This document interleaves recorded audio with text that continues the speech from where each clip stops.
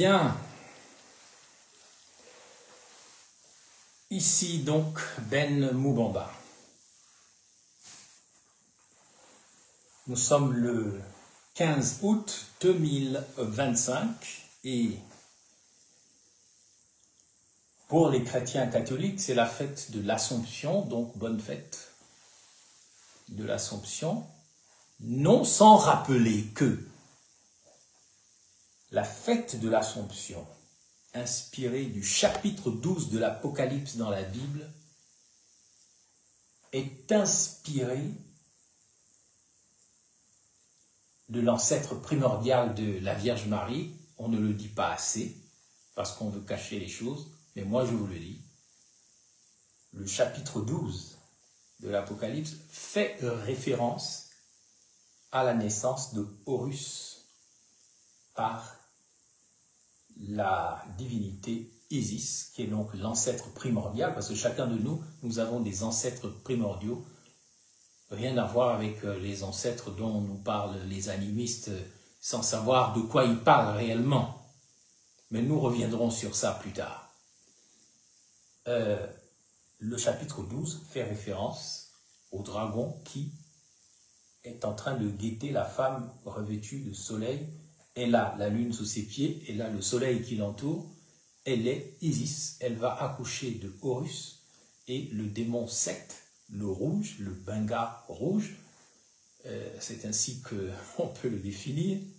Il veut s'en prendre à cet enfant et il lui est donné des ailes et elle s'envole dans le ciel pour aller cacher cet enfant. C'est exactement ce que racontent les hiéroglyphes et c'est ce que reprend la Bible. C'est un rappel pour les Africains, spécialement et précisément, que la fête de l'Assomption est une reprise. C'est la montée d'Isis vers un lieu qui lui est préparé pour cacher son enfant, que le diable, qu'on appelle Seth, qui a donné Satan ou Shaitan, veut tuer parce que c'est son oncle en même temps. C'est comme si on disait que Saint-Michel, que les Gabonais adorent à Nkembo, Libreville, était l'oncle de Jésus. Ou plutôt, Satan était l'oncle de Jésus. Mais ça, je ne vais pas vous embrouiller en cette fête, ça demande des études très précises. Ce qui m'emmène aujourd'hui, le 15 août 2025, c'est le sujet suivant. Le syndrome Farjon, la cruche Alionga, qui donne la puissance ne suffit pas et qui donne également l'empire est impossible. Je vais vous expliquer pourquoi nous devons nous intéresser au cas Farjon la cruche Alionga, non pas parce que nous ne l'aimons pas ou que nous l'aimons, mais parce qu'il est le syndrome, il est quelque part la manifestation dans notre pays de quelque chose d'important. Il s'agit d'un syndrome que je qualifierais du syndrome des Illuminati qui freine notre pays. Être un Illuminati, c'est être comme un papillon de nuit attiré par la lumière d'un feu et d'une flamme dans laquelle le papillon de nuit va se brûler les ailes et mourir. Le syndrome Farjon, la cruche Alionga dans notre pays, on pourrait l'appeler le symbole du papillon de nuit illuminé par sa propre intelligence et qui se jette dans le brasier, dans le feu, dans une sorte d'autodafé et d'autodestruction. Donc,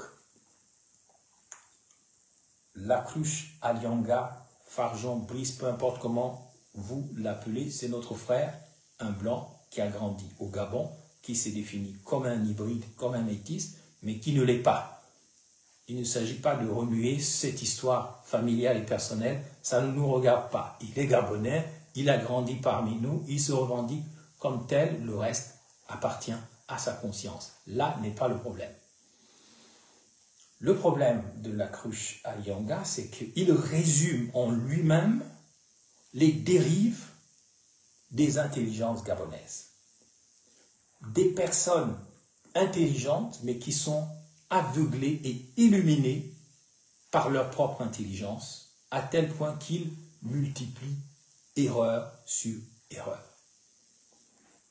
Je vais donc vous parler des 5 erreurs fondamentales, des 5 erreurs fondamentales de l'illuminisme, du papillonisme de nuit, de l'aveuglement des intelligences dans notre pays, qui nous emmène finalement, d'un temps à l'autre au Gabon, à perdre les meilleurs d'entre nous parce qu'ils sont aveuglés par leurs propres intelligences, ils sont aveuglés par les lumières nocturnes, ils sont aveuglés par une sorte de soleil noir nazi, pas le Libanais, Gabonais, mais nazi, qui est le serpent que nos frères et sœurs femmes appellent Angon.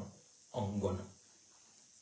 Dans le nord et dans un pays franc, quand on dit Angon, on parle de la lune, et la lune, c'est le grand serpent. C'est le grand serpent qui vous avale les intelligences parce que nous sommes aveuglés par cette lumière douce, nocturne, envoûtante, et nous faisons des choix qui sont mauvais pour nous-mêmes et pour la société. C'est cela le farjonisme, c'est cela le lacruche aliangalisme. C'est notre frère, nous nous réjouissons, en tout cas moi, je pense que le pays aussi se réjouit qu'il soit sorti de prison, même si c'était dans un état lamentable. Nous nous réjouissons qu'il soit sorti de prison, qu'il aille plus ou moins mieux maintenant, mais ces dernières interventions médiatiques sur TV5 et dans les médias internationaux appellent la réaction d'un de ceux qui ont fait l'histoire politique du Gabon ces dernières années, votre humble serviteur Ben Moubamba, qu'on appelle aussi Imhotep. Je ne peux pas garder le silence par rapport à ce qu'a dit Brice Lacruche Alianga Farjon. Pourquoi? Parce que je m'inquiète pour lui. Il est sorti de prison avec un air de rédemption, la Bible à la main et la parole de Dieu à la bouche. Et je constate que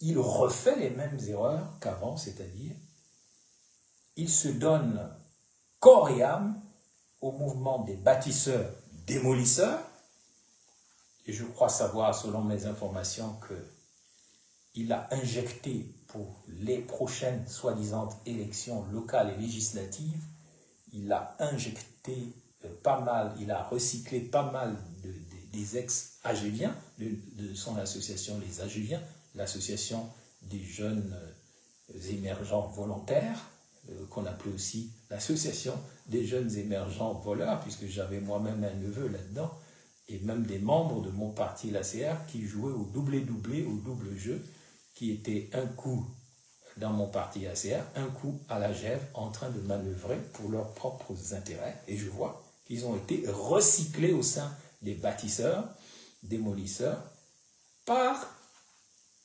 notre frère Brice Lacruche Alianga, qui, on doit le redire, c'est heureux qu'il ait été libéré.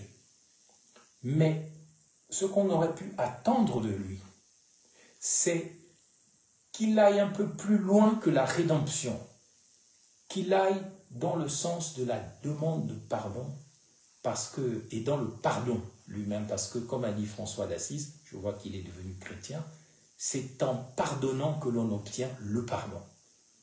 Si on pardonne, c'est qu'on a quelque chose à se faire pardonner. Tout comme moi, je lui ai dit avant son arrestation, je vous le dirai tout à l'heure, que je lui pardonnais tout le mal qu'il m'avait fait, mais parce que moi-même, j'avais besoin d'être pardonné, probablement, certainement même, parce que le juste pêche 7 fois par jour, disent les textes sacrés. Même le juste, même un saint, il pêche au minimum 7 fois par jour, c'est-à-dire plusieurs fois. Je m'inquiète pour Farjon Lacruche Alianga. Pourquoi? Parce que son pronostic vital est toujours engagé et il semble ne pas savoir que Dieu lui a donné le droit de faire appel à sa propre rédemption. Et il faut qui ne commettent plus les mêmes erreurs, c'est-à-dire aller soutenir des choses qu'il n'a pas à soutenir. On ne sait pas comment il est tenu, mais ce qu'il fait n'est pas bon et ça risque de lui coûter cher. Et il sait que dans notre parcours commun, j'ai toujours eu raison. Donc je le préviens, Brice Lacruche Alianga Farjon. Mettez-vous à distance de ce qui se passe en ce moment parce que, je vous le jure, ce sont des chemins qui ne mènent nulle part. Le chemin que nous avons pris depuis le 12 avril 2025, c'est un chemin qui ne mène nulle part. Il suffit de regarder la dette, il suffit de regarder l'état du pays, il suffit de voir le niveau des inaugurations auquel est associé le chef de l'État pour voir que là, nous nageons vraiment dans un niveau dégradé de l'État gabonais parce que le président va même jusqu'à inaugurer ce qu'un simple directeur général ou un ministre délégué ou un conseiller pourrait inaugurer. Des magasins, des stations de carburant, ce n'est pas du niveau du chef de l'État. Et c'est un signe de l'effondrement de l'État gabonais que vous voulez nier. Donc, moi, dans un premier temps, je vais d'abord donner un petit témoignage sur ce que je sais de Brice Lacruche Alianga Farjon pour le prévenir. Que s'il veut rester dans la grâce divine, dans le chemin de la rédemption qui lui a été ouvert par sa survie de la prison, ainsi que celle de son frère. D'autres sont morts, comme le matricule 001, le pauvre. Lui, il est mort. D'autres sont morts, mais lui, il a survécu. Il ne faut pas qu'il déçoive la providence divine qui lui a apporté un minimum de salut et qu'il ouvre enfin ses oreilles et ses yeux. Déjà, la première des choses qu'il devrait faire, c'est de demander pardon non seulement à Dieu pour ses fautes, mais également au peuple gabonais. C'est le début de la vraie rédemption. Mais dans la mesure où il fait fi d'ignorer tout ce qu'on reproche à son excellence Brice Clotaire Oligui Nguema, dans la mesure où il manœuvre à nouveau en faveur de ces gens, de ces Agéviens, de ces gens qui ont beaucoup de choses à se reprocher, je ne vais pas citer des noms ici, mais ils sont nombreux. Il suffit de regarder les listes des candidats lors de ces élections qui opposeront le PDG UDB, le PDG des démolisseurs bâtisseurs, au PDG Canal historique de Blaise Douambé. C'est tout. Tout le reste ne sera que de la comédie. Même les gens qui ont été des parlementaires sous la transition, ils n'auront pas voix au chapitre dans cette affaire. C'est pourquoi je me propose donc de donner un témoignage sur Brice Lacruche Alianga Farjon, puisque c'est son nom français, que je n'enlève pas. Un de ses parents m'a reproché de l'appeler Farjon. Enfin, son père biologique s'appelait bien Farjon. Ce n'est pas une insulte. C'est pour resituer la vérité historique. Il est le fils de notre parent du Haut-Ogooué, Lacruche Alianga, mais il est aussi le fils de M. Farjon, qui est décédé pendant qu'il était en prison. Et c'est dommage.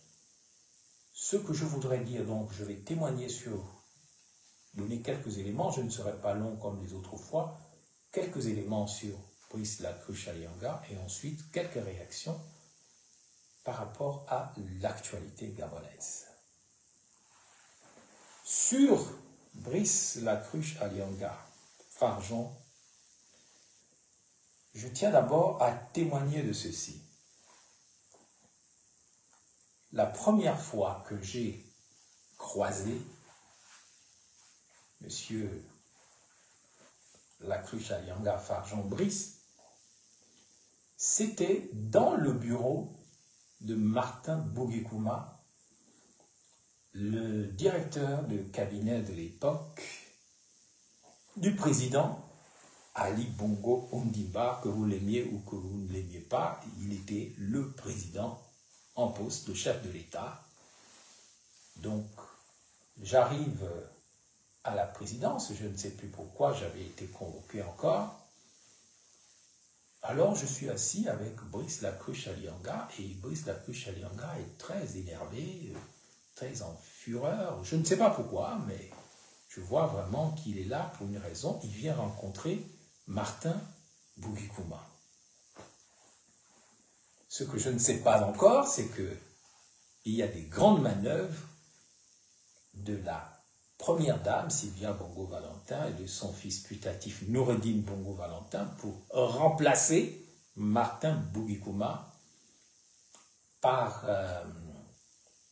Brice Lacruche-Alianga. J'ai la confirmation de cela parce que mon chef de cabinet de l'époque, en tant que vice-premier ministre, un certain Maïssa, je ne donnerai pas son prénom, ami de Brice Lacruche-Alianga, me racontera plus tard qu'il avait croisé Brice Lacruche-Alianga et que celui-ci était très furieux de savoir que Ben Moubamba était au gouvernement. Il ne sait pas comment cette alliance objective avait pu se produire. Et là, j'ai compris que je n'étais pas dans les petits papiers, je n'avais pas une cote auprès de ce garçon que je ne connaissais pas. Mais cela m'a mis en garde. Je le rencontre donc dans le bureau de Martin Bougikouma, où il vient, en fait, je ne sais pas préparer quoi, mais toujours est-il que quelques jours après cette rencontre, Martin Bougikouma part aux États-Unis avec Frank Nguema et d'autres, vous avez tous vu, et là il va croiser la fameuse Dream Team gabonaise à Washington qui va donc l'humilier. Tout le monde le sait, l'affaire du rhume, comment l'actuel consul du Gabon aux États-Unis, qui était un des leaders de la Dream Team et un des contacts d'Olivier Nguema et de Lacruche, tout le monde se souvient de comment Martin Bougikouma sera humilié aux États-Unis, ce qui entraînera, par voie de conséquence,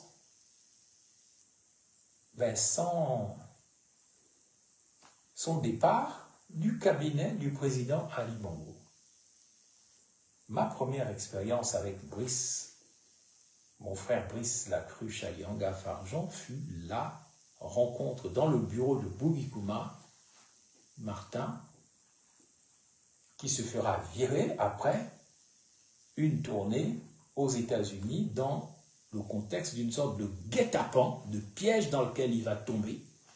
Il sera donc humilié, déclassé. Ali Bongo sera obligé de se débarrasser de lui et devinez qui arrive.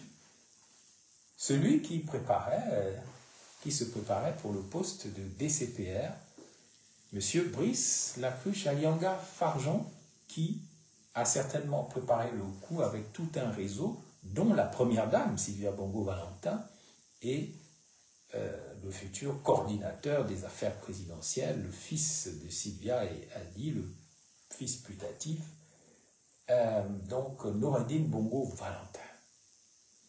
Et j'ai observé que la mise à mort de Martin Bougikouma avait été très bien organisée et j'ai décelé chez Brice Lacruche-Alianga une intelligence machiavélique qui pouvait monter des coups absolument imparables contre quelqu'un, d'autant plus que il était dans les petits papiers d'Ali Bongo avec son association de l'AGEV, l'association des jeunes émergents volontaires ou association des jeunes émergents voleurs, comme on disait à l'époque. Mes chers compatriotes, vous devez aussi savoir que la deuxième chose que je sais de Brice Lacruche-Alianga Farjon, c'est que, arrivé au gouvernement, il va faire, c'est lui qui introduit dans le Haut-Ogooué Noureddine Bongo Valentin Et on voit bien dans les photos de l'époque que il ne sait pas danser le njobi, il n'est pas accoutumé à cette tradition du njobi, mais il force la porte, il amène Noureddin là-bas, on le voit dans le Haut-Ogooué, c'est des photos historiques. Il va donc en fait jouer aussi au machiavélique. Et c'est ce qui doit arrêter de faire le machiavélique. Parce que son pronostic vital est engagé. Il doit penser à son âme. Il doit penser à ne pas déplaire à la providence divine qui l'a aidé en prison. Et je lui rappelle ça pour qu'il change de vie, pour qu'il renaisse réellement et qu'il ne reparte pas dans le machiavélisme où on l'a vu accompagner Noureddin Bongo Valentin à Franceville avec le ballet, danser, veiller, danser le njobi. Et c'est pourquoi, tout le monde le sait, j'ai déclaré à l'époque, il faut tuer la cruche dans le njobi, tuer avec un guillemet, parce que j'avais déjà senti que dans cette provocation faite dans le Haut-Togo avec le njobi, il aurait des problèmes. Mais il était illuminé. Je vous l'ai dit que le farjonisme ou la cruche alianganisme, c'est l'illumination du papillon de nuit aveuglé par sa propre intelligence qui va se jeter dans les flammes de l'enfer tout seul parce qu'il est aveuglé par la lumière. On appelle ça les Illuminati.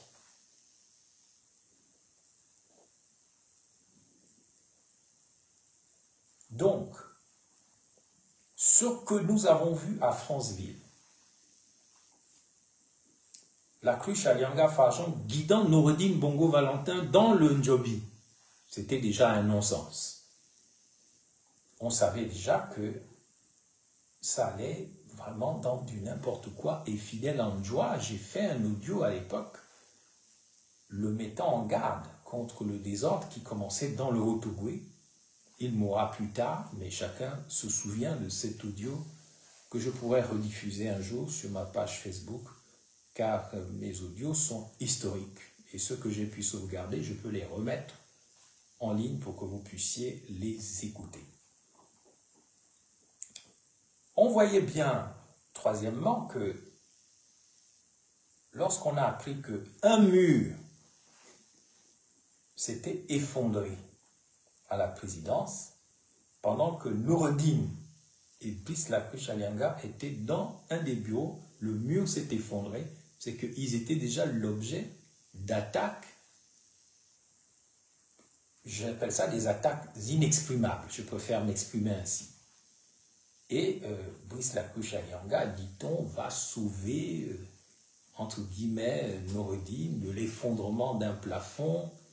Et il est donc là, le Superman. Mais tout le monde comprend qu'ils sont là, tous les deux, Noureddin et Brice Lacruche Alianga Farjon, dans un jeu de dupes, puisque Brice Farjon sait bien que le petit Noureddin n'est pas capable de diriger le Gabon.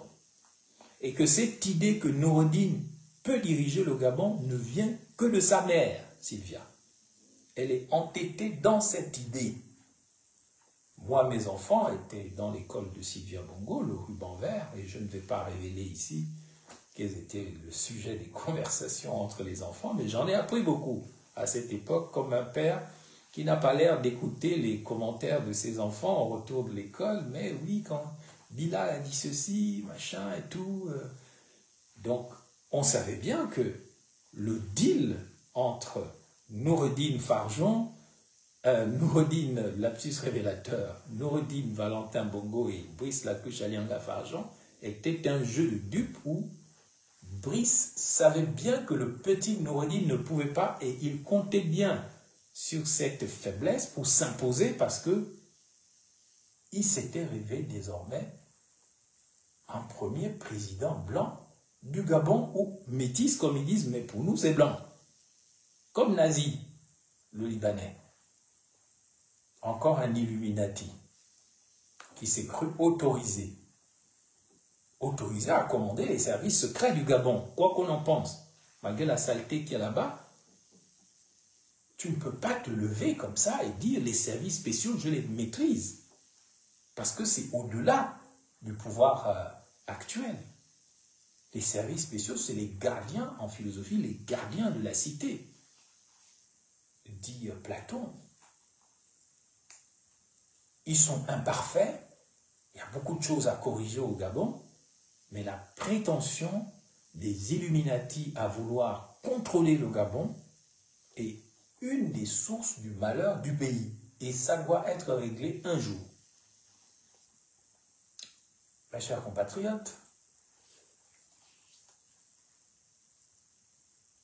le cher Brice Lacuche-Alianga fait partie du groupe de comploteurs qui ont organisé la mort politique de Ben Moubamba. Contre même les avis d'Ali Bongo, du moins en apparence. J'en veux pour preuve quoi, par exemple?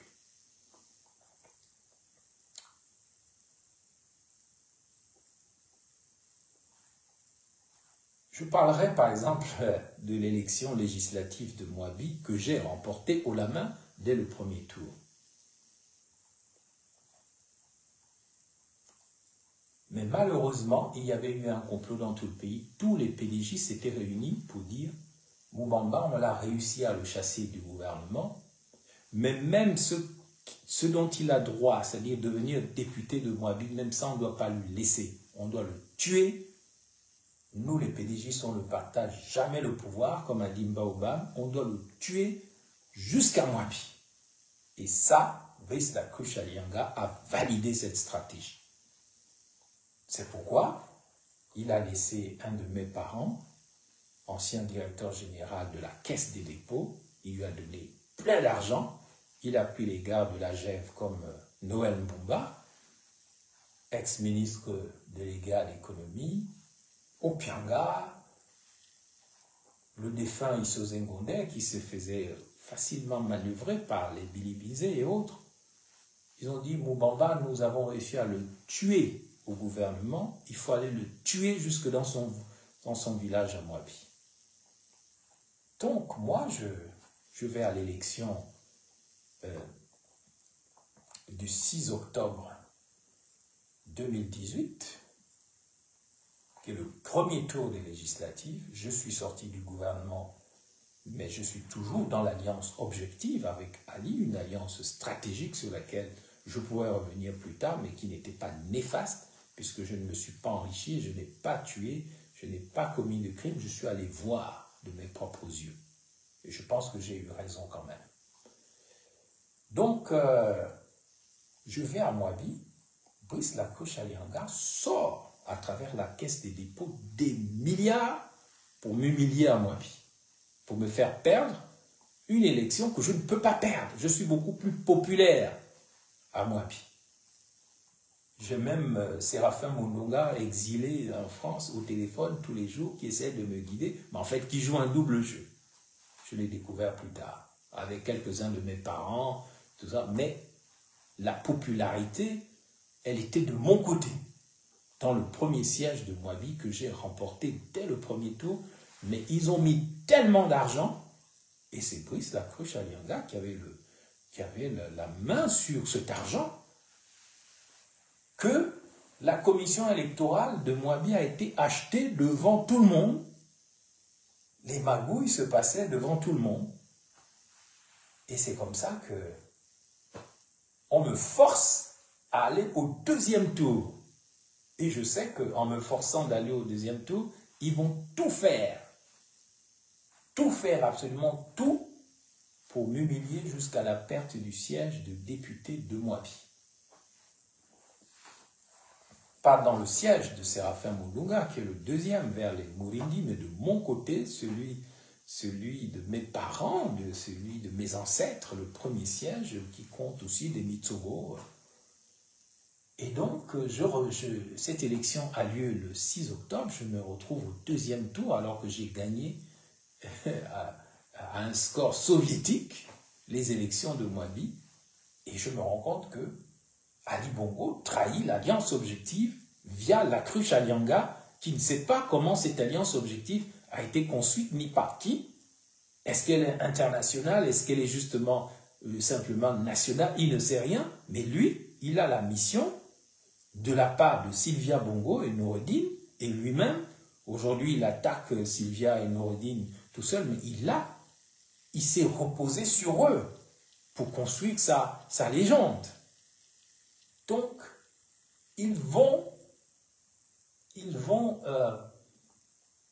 donc je vais revenir et le 10 octobre, autour du 10 octobre, je fais une déclaration à la RTG, codée.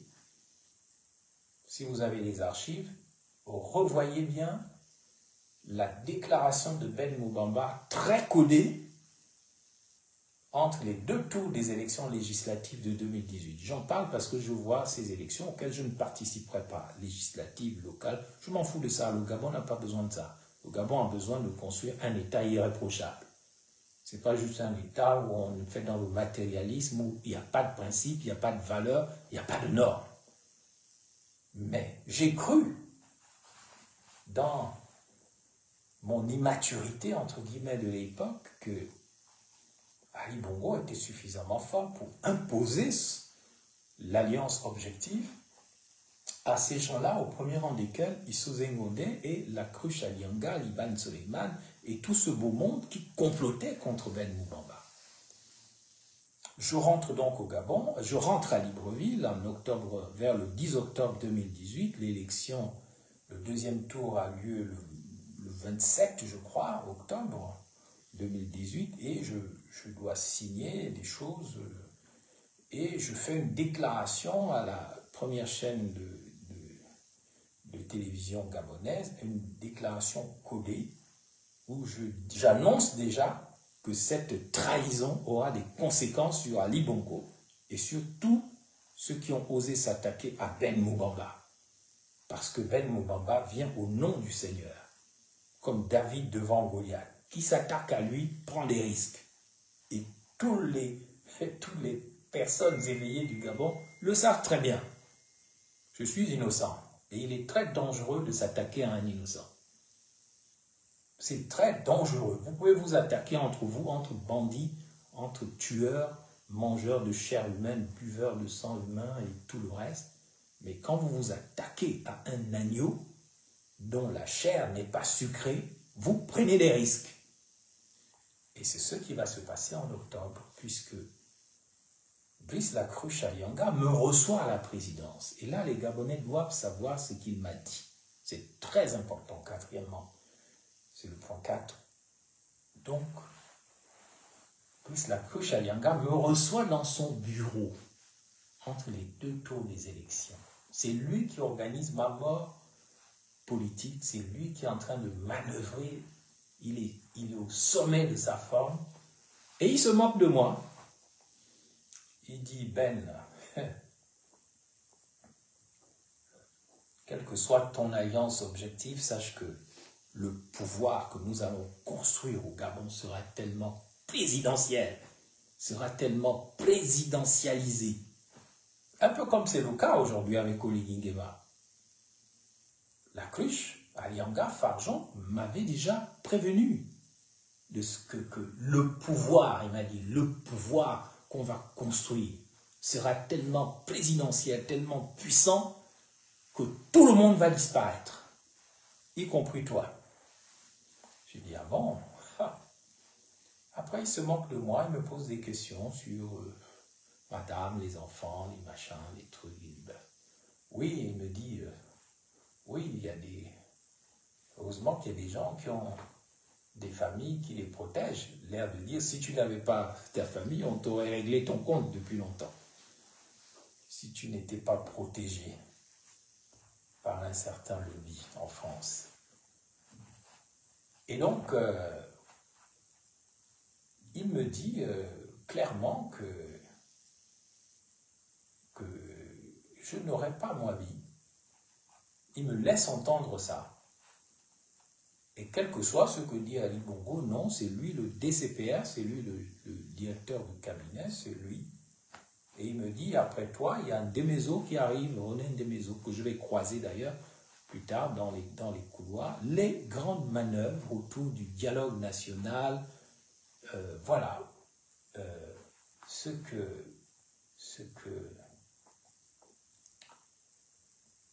qui va se passer. Nous sommes en 2018, mais en 2017, j'avais déjà vu que ma présence dérangeait Sylvia Bongo et Noureddine. Et ils se sont donc appuyés sur le directeur de cabinet, Brice Lacruche, Alianga Farjon, pour la destruction de Moubamba, mais on pouvait voir qu'entre eux déjà, il y avait déjà de l'eau dans le gaz et que c'est une alliance de dupes qui n'allait pas faire long feu. Et moi, je les regardais comme ça. Je suis donc retourné à Franceville, à Moabi, toujours des lapsus révélateurs. Je suis donc retourné à Moabi pour le second tour des élections qui avait lieu le 27 octobre. Et le 22 octobre, je suis à Moabi, je prends mon téléphone et j'appelle Ali Bongo. Oui, j'appelle Ali Bongo, je tombe sur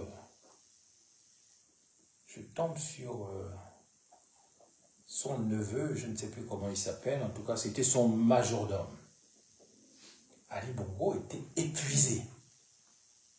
Et qui organisait l'épuisement d'Ali Bongo? Et son directeur de cabinet. Tout le monde voyait qu'il marchait avec une canne, qu'il n'en pouvait plus, qu'il ne supportait plus, qu'il était épuisé, qu'il était malade, qu'il était diabétique. Mais le DCPR, Brice Lacruche Alianga, on ne sait pas pourquoi, il continuait de surcharger le calendrier d'Ali Bongo. Les voyages n'arrêtaient pas, les choses n'arrêtaient. Bref, même son médecin, le militaire dont je ne me souviens plus du nom, eh bien, il était dépassé par les événements, puisque ses recommandations n'étaient pas suivies d'effet au niveau du cabinet. Ça, ce n'est pas des secrets d'État que je donne, là, ce sont des faits que l'opinion a le droit de connaître dans l'histoire immédiate du pays. Ce n'est pas les grandes décisions de l'État, mais ce sont les événements qui expliquent l'histoire récente du pays, et des témoins peuvent en dire quelque chose pour enseigner à la nation, dans la mesure où la nation veut bien se laisser enseigner. Donc, je dirais à Ali Bongo, qui arrive à Riyad, à la descente de l'avion, je dis, son majordome est témoin de ça, je dis, Monsieur le Président, moi j'ai sacrifié ma virginité politique pour la stabilité de l'État. Et je ne suis pas sûr que sans ma prise de position de 2016, vous seriez maintenu au pouvoir. Cependant, étant des gens sortis du gouvernement, vous avez trahi vos engagements de l'alliance objective. Cette alliance objective n'était pas en ma faveur, elle était pour empêcher l'effondrement de l'État, puisque l'État était déjà sous la menace d'un coup d'État au nom du code de Nzamata dès 2016, c'est-à-dire que si Jean Ping s'imposait, il y avait un putsch déjà préparé à l'époque, comme en 2023, à partir d'une ferme agricole à Medzic. Et les comploteurs étaient même, parmi les comploteurs, il y avait plein de proches que j'ai appelés plus tard les faux amis d'Ali Bongo. Ils étaient dedans.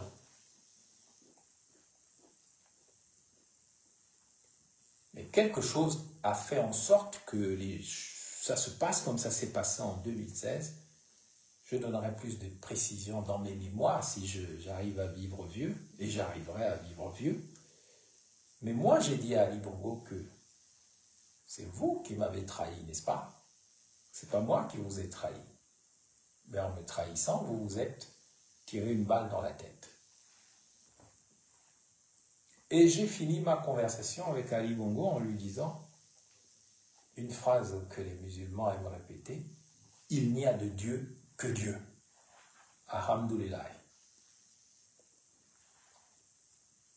Et depuis lors, je n'ai plus eu de nouvelles d'Ali Bongo, puisque 2 jours plus tard, le 24 octobre 2018, il a en effet été atteint, non pas d'une balle dans la tête, mais c'est presque pareil, d'un AVC, d'un double AVC historique à Riyad, devant le monde entier, à l'occasion d'un forum économique qui avait été pourtant boycotté par la plupart des leaders mondiaux suite à l'assassinat d'un journaliste saoudien-américain à l'ambassade d'Arabie Saoudite en Turquie. Donc la Turquie n'est pas un pays très sécure pour ceux qui veulent s'amuser avec ce pays.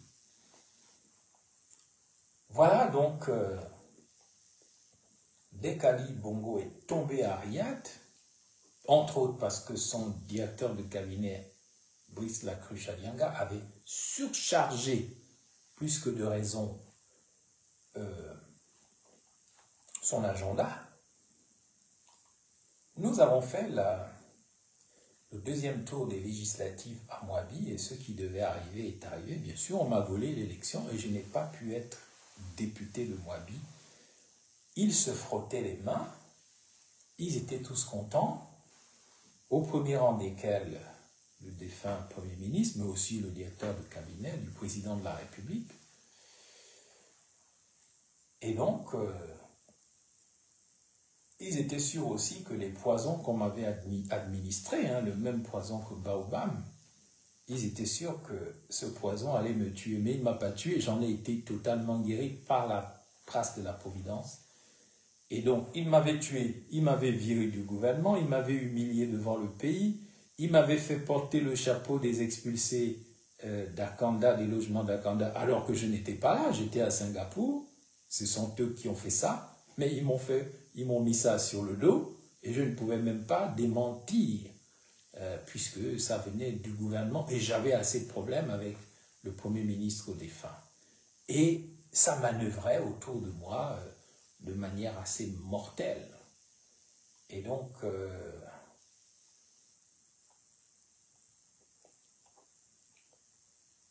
me retrouvant seul au Gabon, parce que l'ambiance était très dangereuse au niveau privé et familial, me retrouvant seul au Gabon, en ayant vécu la Bérésina en Moabi, on m'a volé l'élection et je me suis retrouvé à poil, quasiment, sans rien du tout.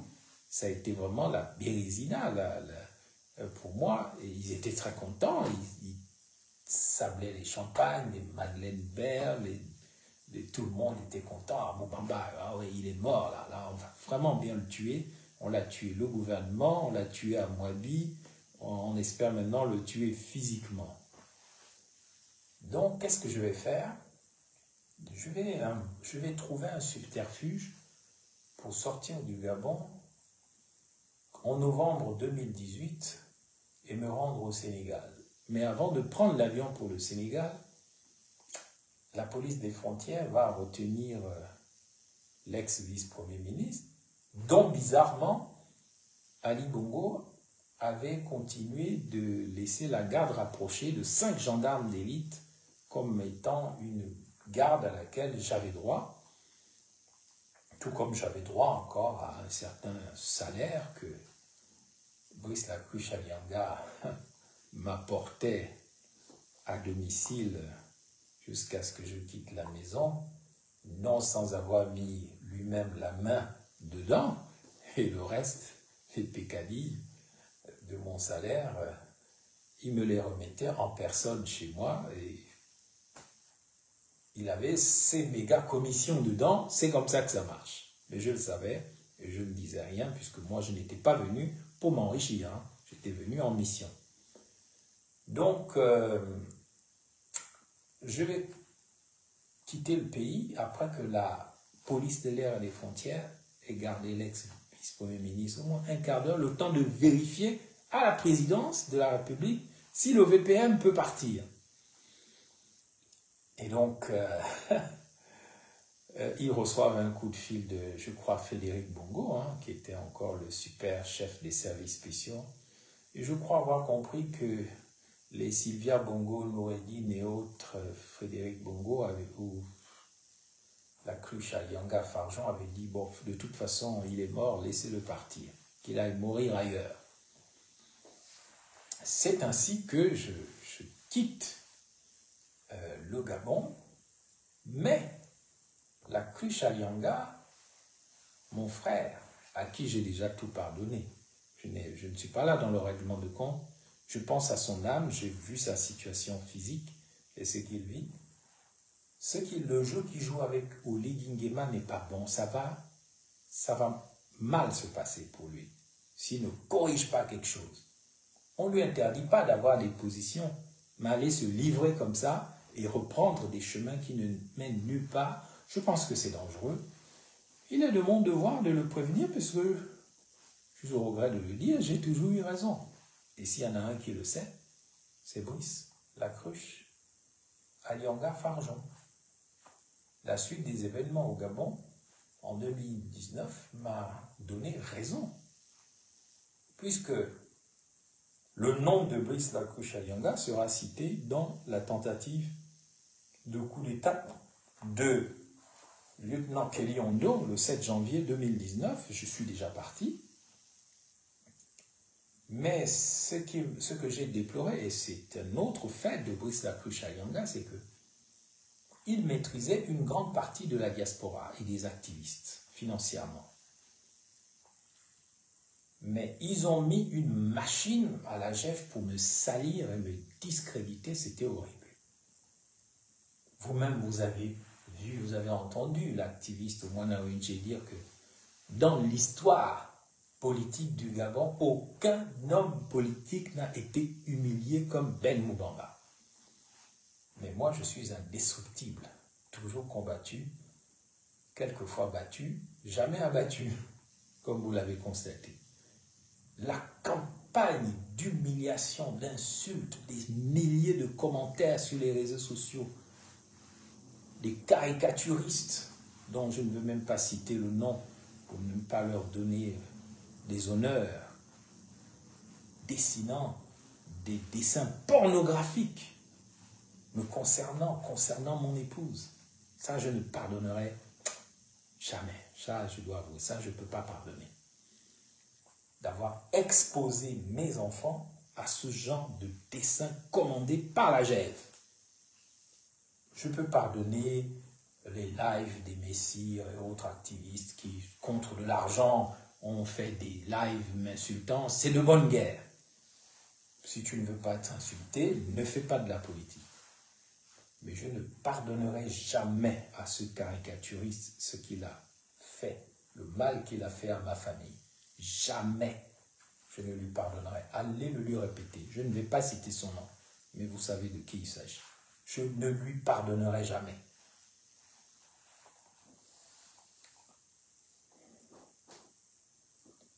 Donc, quand vous avez vu Moubamba arriver à Paris, au lieu de rouler dans une grosse voiture de VPR, maintenant il est dans le métro, tout le monde, la GEV et tous les réseaux se moquent. Mais ce sont des agents spéciaux qui me suivaient à la demande de Brice Lacruche Alianga, c'est-à-dire que arrivé à Paris, on a voulu me détruire. J'étais suivi par des réseaux très puissants. Il suffisait que je prenne un train, les caméras des services en France me filmaient et envoyaient les images à Libreville. Vous avez vu cette photo-là où on me voit prendre, moi je n'ai aucune honte à prendre le métro, je suis né à la Sorbonne Gare Routière, quelle honte. Quand j'étais à la Sorbonne Gare Routière, je n'étais pas vice-premier ministre, je suis devenu ce que je suis devenu par la grâce de Dieu et par ma volonté. Je ne suis pas le disciple de quelqu'un, je n'ai pas été parrainé par quelqu'un, je n'ai pas commis des crimes pour devenir. Donc en tant qu'enfant né dans les bidonvilles de Libreville, étant monté au sommet par la force de son intelligence et par la grâce de Dieu, je ne vois pas ce qu'il y a de honteux à prendre un métro, mais non. On a trouvé ça affreux, oui. Mais toute cette campagne très violente sur les réseaux sociaux était payée par Brice Lacruche Alianga. La preuve, c'est que le jour où il a arrêté de payer, parce qu'il est allé en prison, il ne payait plus. La campagne a fini par s'arrêter.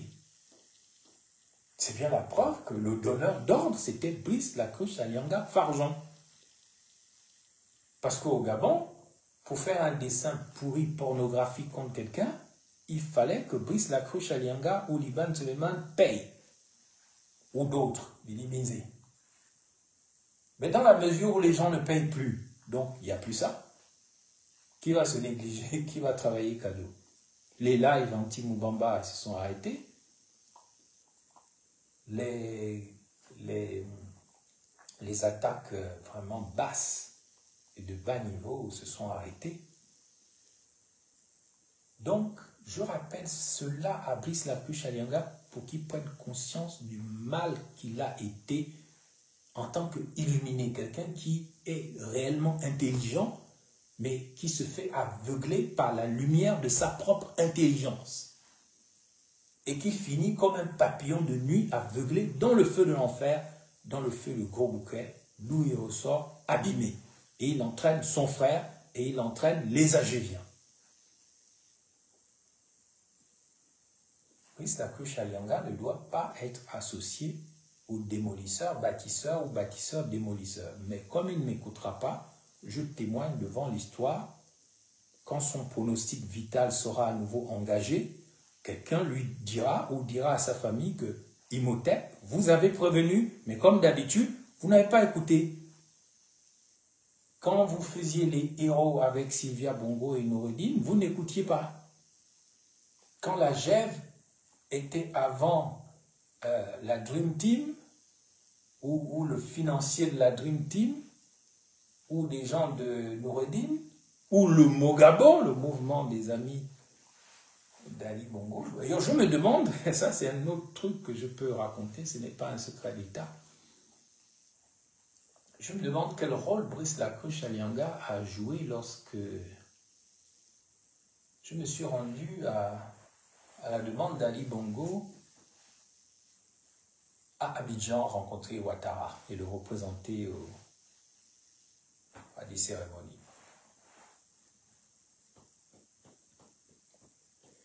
Parce que dans ce voyage, Ali Bongo m'avait appelé pour me piéger. Il m'a dit, bon, allô Ben, oui, il faut appeler Issozé Ngondé là. Je ne sais pas si c'est une idée de Brice Lacruche Alianga, oui. Tu l'appelles et tu lui dis que, voilà, c'est toi le patron, et puis voilà, machin, Mohamed VI, tout, j'entre dans les détails de ce qu'il m'a demandé de dire. Moi, j'appelle Issozé Ngondé, le Premier ministre défunt, je lui dis, bon, voilà, Ali Bongo m'a dit de vous dire que, et là, ça déclenche, et c'est ce que eux ils voulaient, les Lacruche Alianga et autres Ali. Mais le pauvre Issozé Ngondé ne se rend pas compte qu'il est manipulé, lui aussi. Ah, il se fâche, comment un vice-premier ministre peut m'appeler pour m'informer des choses aussi importantes que les choses des chefs d'État. Et là, c'est un message qu'Ali Bongo leur envoyait que, attention, si vous ne réglez pas le compte à Ben Moubamba, je vais lui laisser le pouvoir. Et c'est comme ça que vous avez appris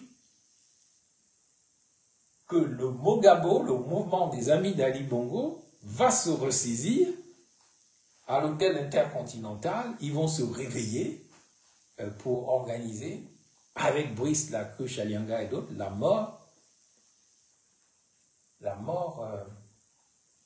de Moubamba.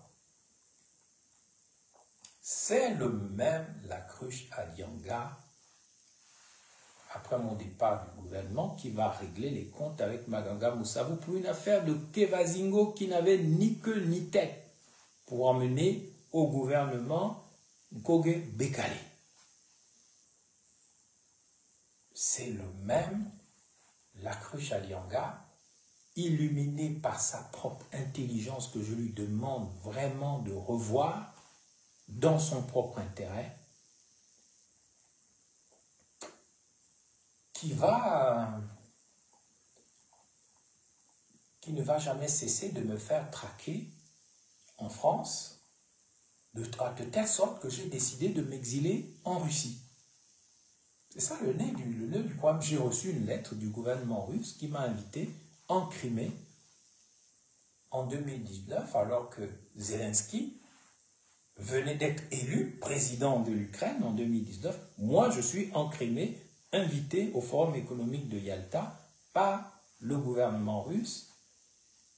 Mais que va faire la GEV? Et que va faire Brice Lakuchalianga? Ils vont, dès qu'il y a eu les premiers articles favorables à Ben Moubamba dans les Sputnik et dans la presse russe, ils allument un contre-feu en Ukraine. Et là, on m'envoie des articles incendiaires, insultants de la presse ukrainienne contre l'ancien vice-premier ministre gabonais qui s'est permis d'aller en Crimée. Oh, mais je ne suis plus en poste. On m'invite comme intellectuel. Et les Russes savent que je suis quelqu'un, un homme de principe, un homme de valeur, un homme qui respecte les normes. On m'invite. Et je fais un discours à Yalta qui n'aura pas la portée plus tard à Sochi de Nathalie Yan. Mais moi, j'ai fait mon discours et la presse russe en a parlé. Mais je me suis fait incendier en Ukraine, à Kiev, dans la presse ukrainienne, parce que Brice Lakuchalianga et ces gens de la GEF m'avaient vendu négativement. Des forces de destruction ont été enclenchées par Lakuchalianga Farjon contre moi et depuis qu'il est sorti, il ne s'est pas excusé auprès de moi. Trouvez-vous cela normal? Trouvez-vous cela normal? Mais je vais vous révéler un autre secret. Alors que Lakuchalianga était tombé dans le piège de Sylvia Bongo et de Noureddine Valentin, c'est-à-dire qu'on lui avait donné l'autorisation de faire une tournée républicaine pour révéler son vrai jeu en fait.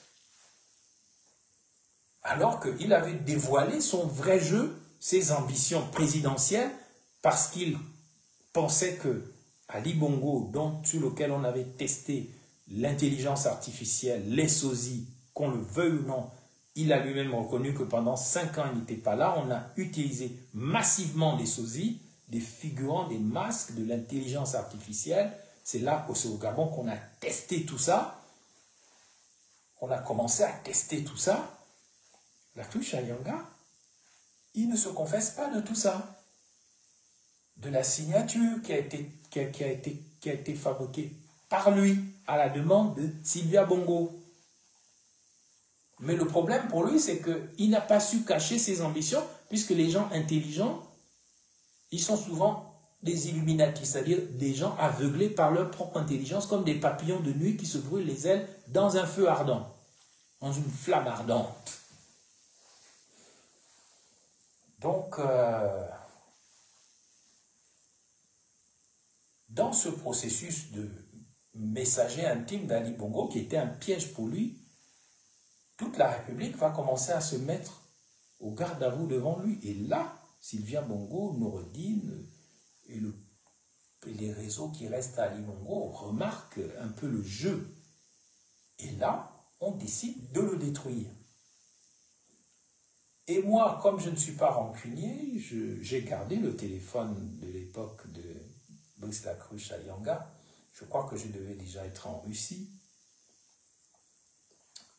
J'appelle Lakuchalianga, j'ai dit, mais mon frère, je pense qu'on va t'arrêter. Hein. Tu vas passer vraiment des épreuves dans ta vie dont tu n'as pas idée. Peut-être que tu n'en sortiras pas vivant. Et là, Lakuchalianga, il me répond, je sais.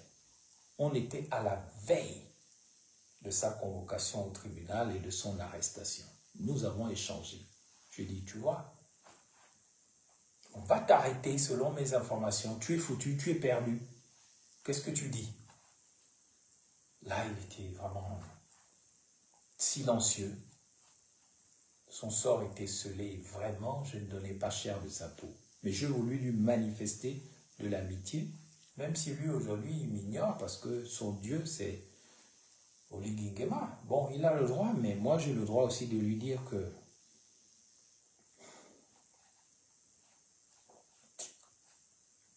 l'enfer, c'est quand on répète les mêmes erreurs tout le temps. L'enfer, c'est une boucle. Le serpent, Ouroboros, on appelle ça, qui se mord la queue. C'est un temps qui boucle. Ça ne se termine jamais. Ça se ressemble. tous les jours se ressemblent, toutes les années se ressemblent, et on n'arrive pas à s'en sortir parce qu'on s'avale la queue, le serpent qui s'avale la queue. C'est ce que Brice Clotaire, pardon, lapsus révélateur, c'est son homonyme, Brice Lacruche Alianga Farjeon fait en ce moment. Il doit arrêter. Un conseil, fais ce que tu veux, mais qu'il soit inscrit dans les fréquences du Gabon, que Moubamba a dit que Farjeon Alianga Lacruche doit arrêter. Il doit trouver un moyen d'enlever son doigt là-dedans. Quels que soient les accords qu'il a passés avec le nouveau pouvoir, ça ne lui portera pas chance. Il doit se mettre, il doit penser à sa santé, il doit continuer sa rédemption, être un homme de prière, mais de là à s'imaginer encore un grand stratège du pouvoir gabonais, alors que ce pouvoir qui était un pouvoir de transition n'avait pas vocation à durer et à s'installer, et c'est pour ça que la dette est permanente. C'est pour ça que le malaise est là. Le Gabon n'est pas pauvre. Le Gabon n'est pas un pays qui doit avoir des problèmes avec des étrangers. Le Gabon n'est pas là pour faire violer des petites filles comme Esther de 3 ans. Le Gabon n'est pas là pour voir tout ce qu'on voit. C'est tout simplement que c'est un pays où la vérité et la justice ne collaborent pas. Donc il n'y a pas d'amour, il n'y a pas de paix. Amour et vérité se rencontrent. Justice et paix s'embrassent, disent les textes sacrés. Sans cela, le Gabon fait comme Brice Lacruche Alianga, il se mord la queue. Parce que, et c'est ici que je vais dire juste quelques commentaires sur l'empire et la puissance. La puissance même financière ne suffit pas, et c'est ce que Lacruche Alianga et les Gabonais doivent comprendre. La puissance ne respecte que la puissance. Mais il ne s'agit pas de la puissance pour la guerre, c'est la puissance pour les principes, pour les valeurs et pour les normes. Ce dont manque le Gabon, c'est de ces 3 choses-là, et rien d'autre. Quand nous aurons réglé la question des principes, des valeurs civiques notamment, et des normes de l'organisation de notre pays, qu'on ait des étrangers, qu'on n'en ait pas, le pays marchera. Qu'on soit du nord, qu'on soit du sud, qu'on soit de l'est ou de l'ouest, le pays marchera. Qu'on soit catholique, protestant, kémite, musulman, traditionnaliste, si on respecte les principes, les valeurs et les normes, le pays ira de l'avant. Mais aujourd'hui, et c'est pour ça que je déconseille à Brice Alianga Farjeon Lacruche d'aller là-dedans, aujourd'hui, nous avons fait une erreur que lui-même Lacruche m'avait annoncée dans son bureau. Souvenez-vous, en octobre 2018, je vous ai dit qu'il m'a dit, Ben, la manière qu'on va faire la présidence, le pouvoir, là, il sera tellement présidentiel que plus personne ne pourra exister. C'est ce qu'il voulait faire avec Ali. Ça s'est fait avec Oligui Nguema. Ça s'appelle l'impérialisme, l'empereur, l'impérium, le dominion, le dominateur. Or, j'ai dit tout à l'heure que la puissance ne suffit pas, même financière.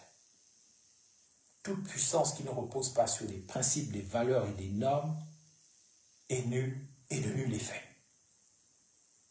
Maintenant, l'empire est impossible au Gabon et ailleurs. Pourquoi? Parce que l'histoire du monde a montré que là où un homme veut dominer tout le monde, ça ne peut pas marcher. C'est l'impérium, c'est l'empereur, c'est l'empire qui a détruit la civilisation de Rome. À partir du moment où Rome a cessé d'être la république, la chose publique, la chose qui est construite par tout le monde et dont les avis de tous comptent, avec une séparation des pouvoirs entre ceux qui dirigent l'exécutif, ceux qui représentent le peuple, le parlementaire, donc le Sénat, et le judiciaire ou l'armée, c'était mélangé à l'époque, si le pouvoir ne comprend pas des cloisons, des séparations, on tombe dans l'empire, c'est-à-dire le pouvoir d'une seule personne. Une seule personne qui finira pourrie dans un cercueil. Hein.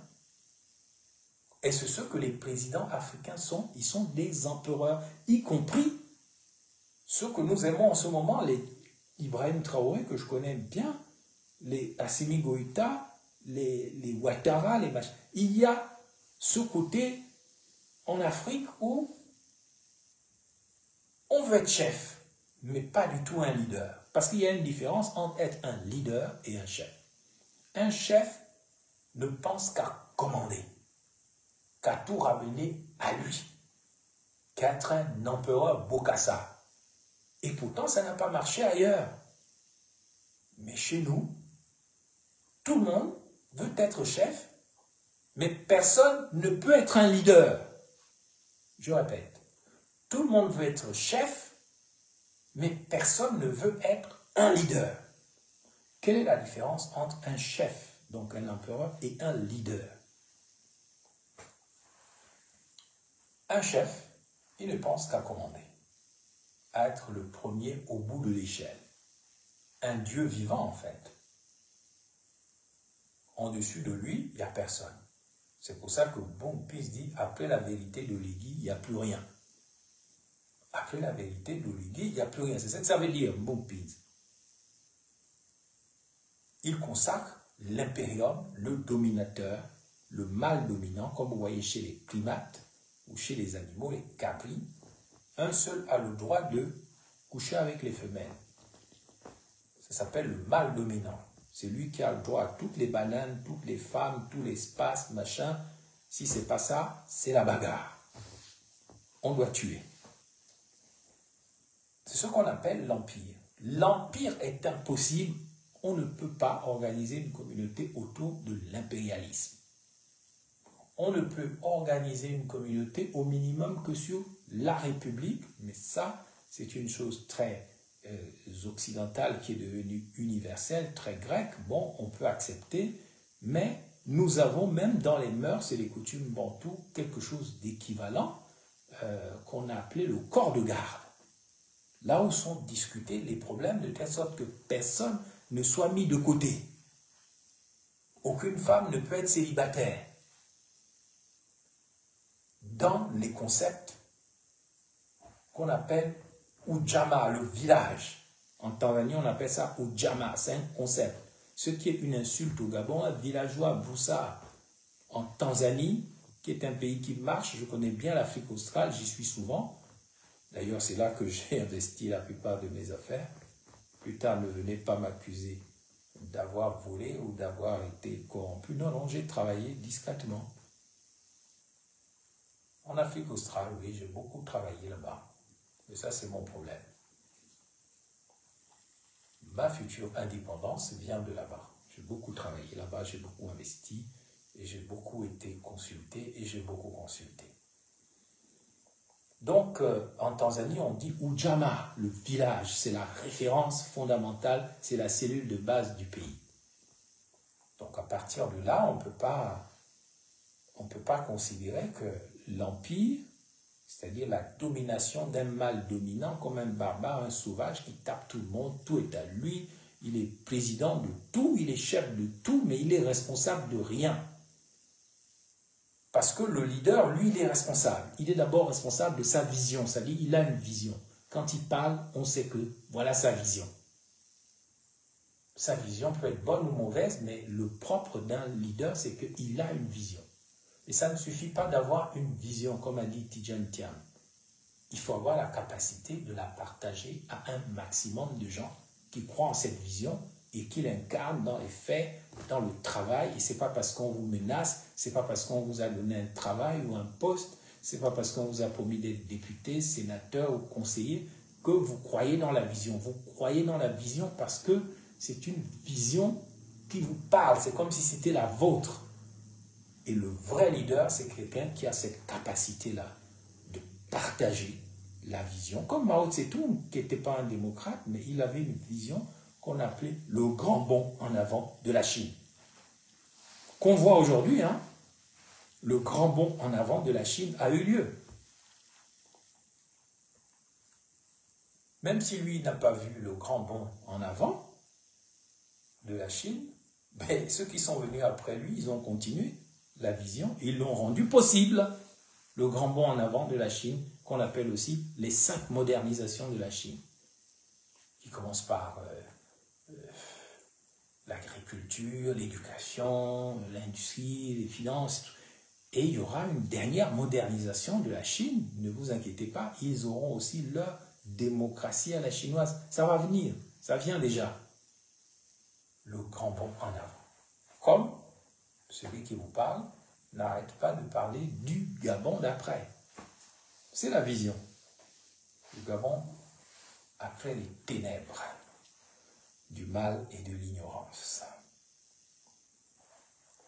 Donc, que pourrais-je dire sans m'allonger, sans rallonger mon propos?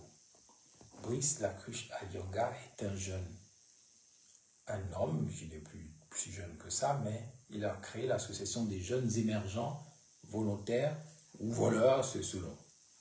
Ils ont été en prison, ils ont été punis, ils ont vraiment souffert, on tourne la page.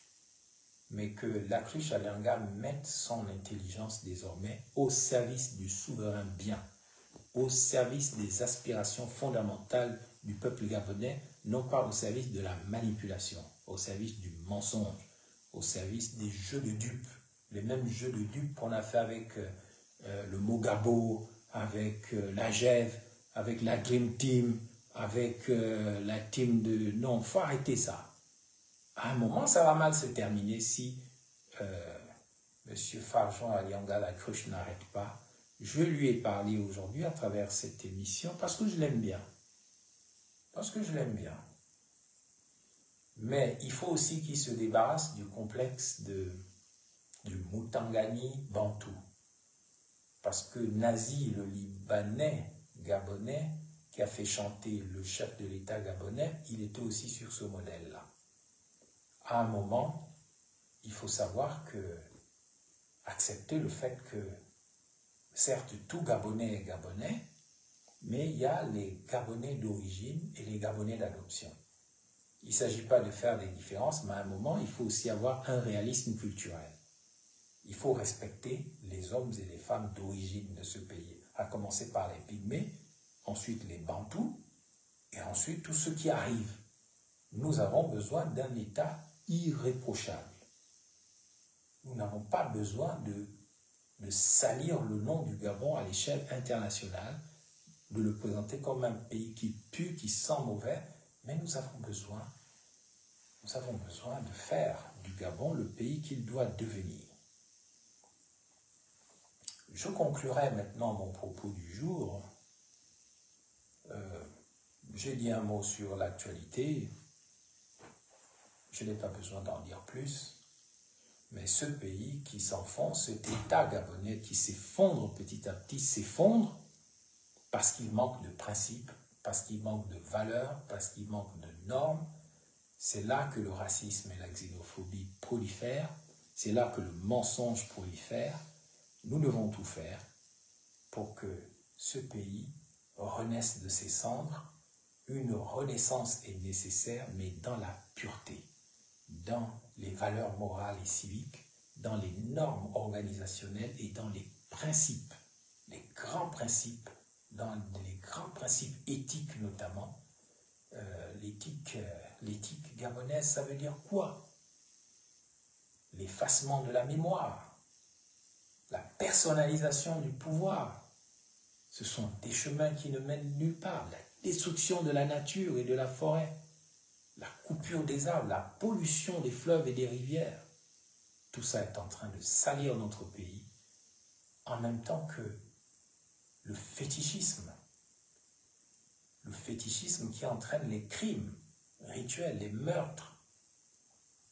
Donc je conclue sur cette question du manque de principes, de valeurs et de normes en disant ceci. lorsqu'on construit un pays ou une religion ou un système, il y a un mythe fondateur derrière.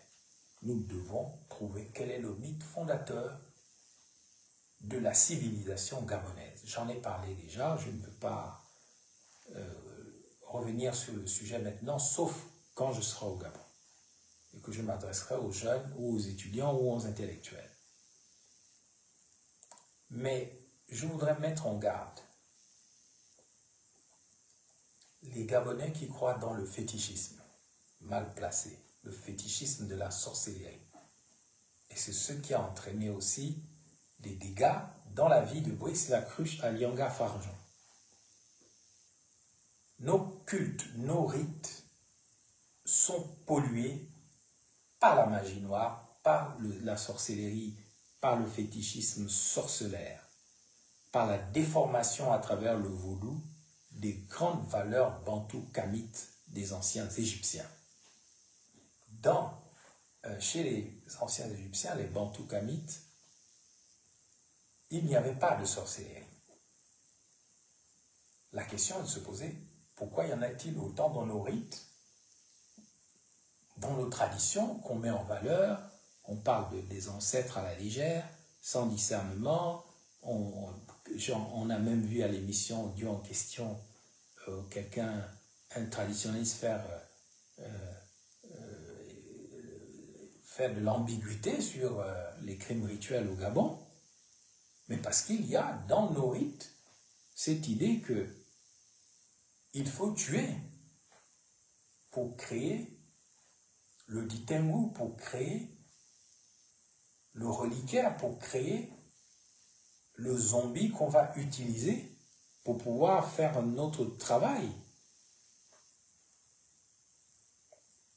Il y a dans cette idée que pour construire le Gabon, il faut tuer. Il faut tuer.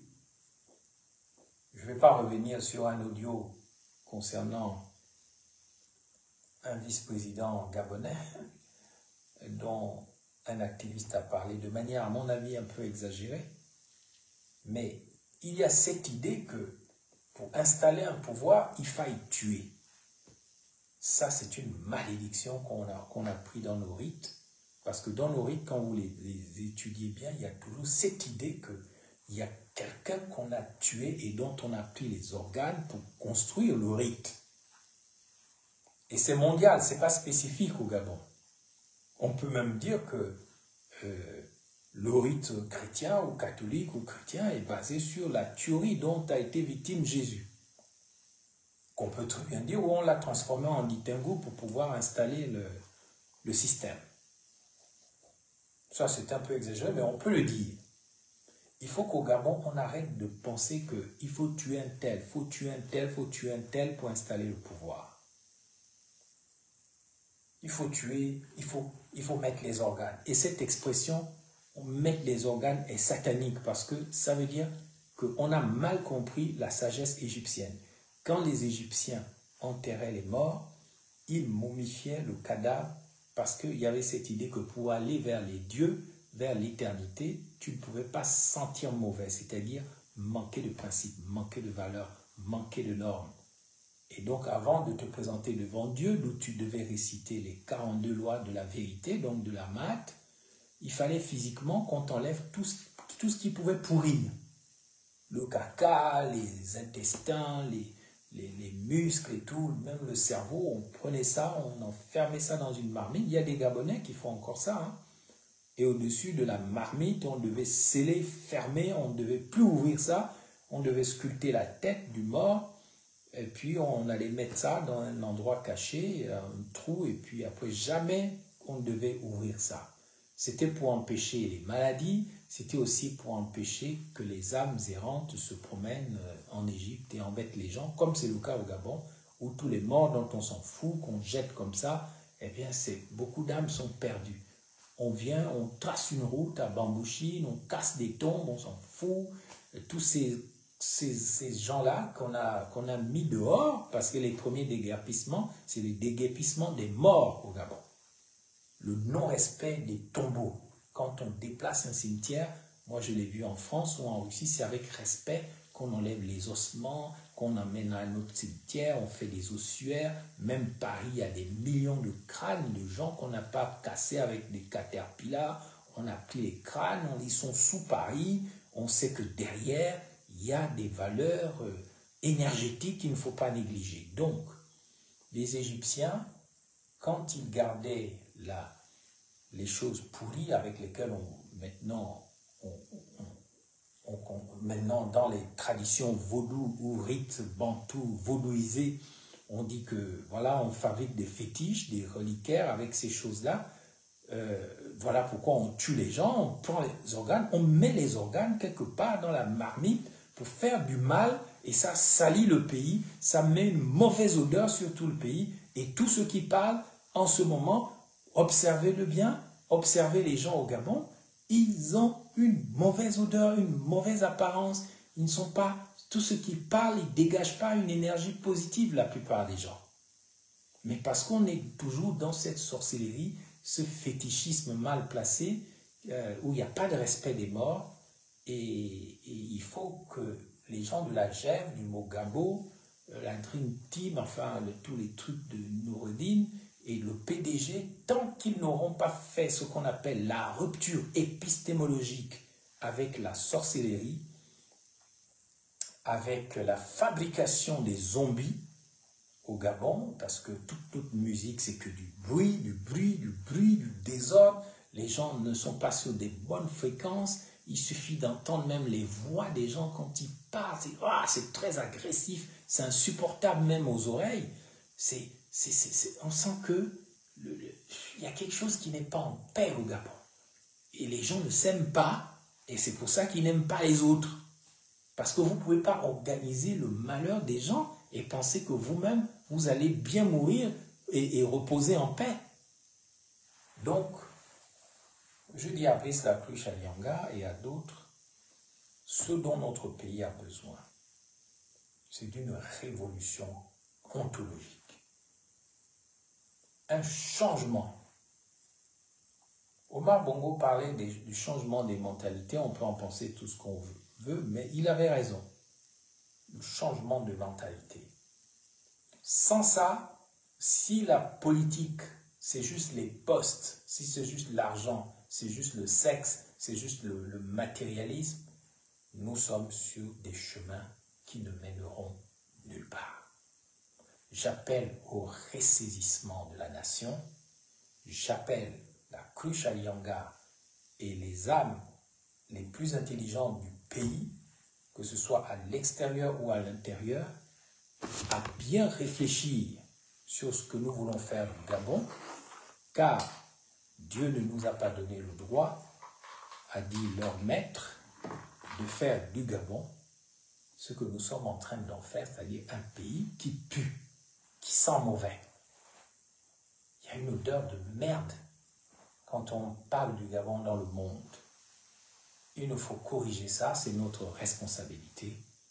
J'en appelle donc au ressaisissement de toutes les forces vives de la nation afin que tout Gabonais soit Gabonais, tout Gabonais soit soumis et bénéficie de droits, mais soit soumis aussi à des devoirs, les droits et les devoirs. Ce pays est à reconstruire et quand il sera reconstruit, il sera le phare de l'Afrique, il sera le modèle de l'Afrique. Et ce n'est pas sur une tendance matérialiste que nous allons réussir à faire ça, c'est en revenant aux principes, aux valeurs et aux normes. Et donc, même les églises doivent se ressaisir parce que les églises, les traditionalistes, les intellectuels, les artistes sont dans un glissement en ce moment défavorable à la nation. Ils sont dans la collusion, dans le renoncement aux principes, ils ferment les yeux, on déguerpit les gens, il n'y a pas un religieux qui parle, il n'y a pas une aide qui vienne des forces morales du pays, et ça c'est très préoccupant. Donc, mes chers compatriotes, c'était Ben Moubamba qui vous parlait aujourd'hui du syndrome de Brice Farjeon.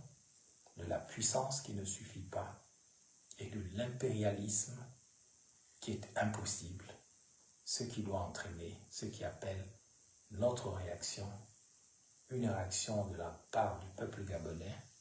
Mais je vois que les gens, ils vont encore aller voter comme des idiots utiles, les mêmes qu'on a déguerpis.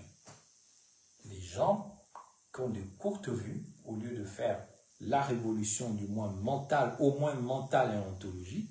Moi, je regarde les listes, je vois les gens qui étaient avec moi. Bon, ils n'ont qu'à faire. Ils étaient avec la GEV, ils sont candidats, mais je vous dis que tout ça, ce sont des chemins qui ne mèneront nulle part parce que le pays n'a pas encore trouvé le bon chemin vers sa vraie liberté, c'est-à-dire la capacité de vivre libre réellement et de devenir ce qu'on doit devenir chacun de nous. Chacun de nous doit devenir quelqu'un ou quelque chose. Il faut que toutes les conditions soient réunies pour que ce pays accouche de grands esprits et non pas de petits esprits, tel que c'est le cas en ce moment. Je vous remercie et à plus tard.